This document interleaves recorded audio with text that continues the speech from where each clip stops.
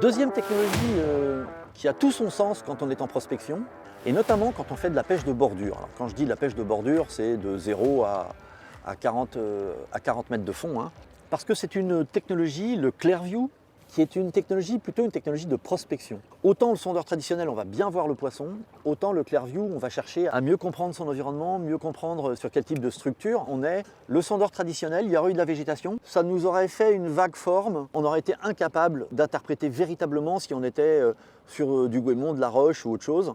Avec le Clearview, on va travailler sur des fréquences qui sont beaucoup plus élevées, donc en fait, on va bien mieux comprendre notre environnement. Si on a des laminaires, on va voir toutes les frondes de laminaires avec le stipe et la frondaison.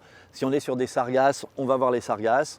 Et c'est pour ça que j'incite les gens à créer une page combinée sur laquelle ils vont mettre à la fois le sondeur traditionnel et à la fois le Clearview. Ça va leur permettre d'un coup d'œil d'aller chercher le poisson sur la partie haute et d'aller chercher les structures sur la partie basse et de dire bah tiens oui, je pensais que c'était du poisson, mais en fait ça n'en était pas, c'était bien une structure. Et quand on achète un appareil Garmin, que ce soit un EcoMap ou un GPS Map, et qu'on choisit une sonde Garmin, une GT51, GT52, GT56, GT54, elle possède ces deux technologies, au moins ces deux technologies, sondeur traditionnel et Clearview.